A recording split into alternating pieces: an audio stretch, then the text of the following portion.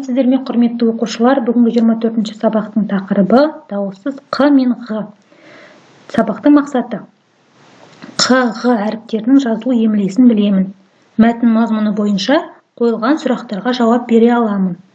22-ші жаттығу. Бағандағы сөздерді оқы. Сабақ, сабағы, парақ, парағы, ұршық, ұршығы, жарық, жарығы, бұлақ, бұлағы, қасық, қасығы. Сөздерді салыстырып, сөз соңындағы қ дыбысының ғ-ға өзгеруінің себебін айтып көр. Өз қорытындыңды төмендегі мәліметпен салыстыр. Бірінші, сабақ, сабағы деген сөздерге назар аударайық. Екінші, қ әрпінен кейін егерде дауысты дыбыс келетін болса, онда қ әрпі ғ-ға өзгеріп кетеді. Демек, сабақ, сабағы болады.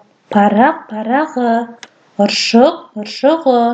Сол сияқты егерде қ әрпінен кейін ғ әрпі келетін болса, онда жарық, жарығы болады. Яғни қ ғ-ға өзгеріп кетеді. Бұлақ, бұлағы, қасық, қасығы. Төмендегі мәліметті оқиық. ғ әрпі сөздің соңында жазылмайды. Қ-ға аяқталған сөзден кейін дауысты дыбыс келсе, қ дыбысы ғ-ға айналады. Достық, достығы, атақ, атағы, құшақ, құшағы болады. 23-ші жаттығу. Өлеңді тыңда. Құрақ құрау. Әжелер киім тіккенде тастамапты қиықты. Әр алуан қиық түскенде дорбаға салып жиыпты. Көп киім тігіп біткенде қиыққа дорба толыпты. Қиықты сәндеп тіккенде құрақ көрпе болыпты. Өлең мазмұны бойынша берілген сұрақтарды толықтыр және оларға жауап бер. Әжелер киім тіккенде нені тастамайды? Әжелер киім тіккенде киімнен қалған, яғни қалдықты біз қиық деп атаймыз. Сол қиындыларды әжелеріміз тастамаған екен. Келесі, қиықты қайда жиыпты? Қалған қиықтарды дорбаға салатын болған. Дорбаға қиық қай кезде толады? Дорбаға қиықтар көп киімді тігіп біткен кезде дорбаның іші қиыққа толатын болған екен. 4-ші сұрақ.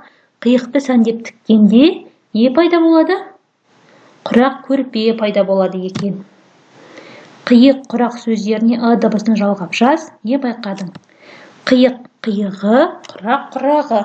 Яғни ы дыбысын жалғаған кезде қ дыбысы ғ дыбысына өзгеріп, қиығы, құрағы болып өзгергенін көріп тұрмыз. Келесі 24-ші жаттығу. Көп нүктенің орнына қ, ғ әріптерінің тиістісін қойып, сөйлемдерді көшіріп жаз.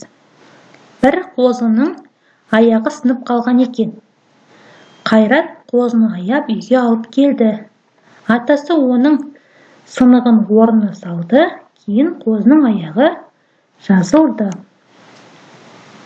Демек біз бос әріптің орнына ғ деген әріптерді қойды. ғ әріпін қойды.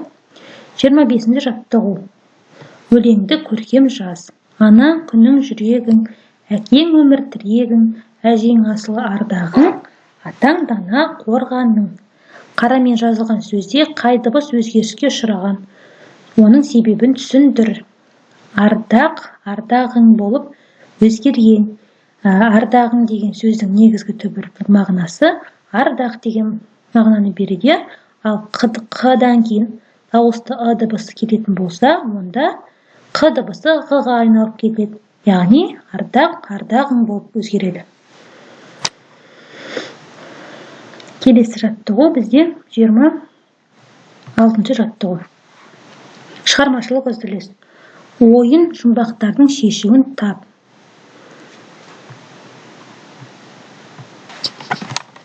Қармағы бар қолында, кімді айттым ойымда? Жауабы балықшы болады. Құрығы бар қолында, кімді айттым ойымда? Жылқышы.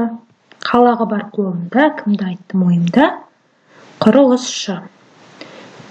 Астында тапсырмаға назар аударайық. Қарамен жазылған сөздерге дыбыстық талдау жаса.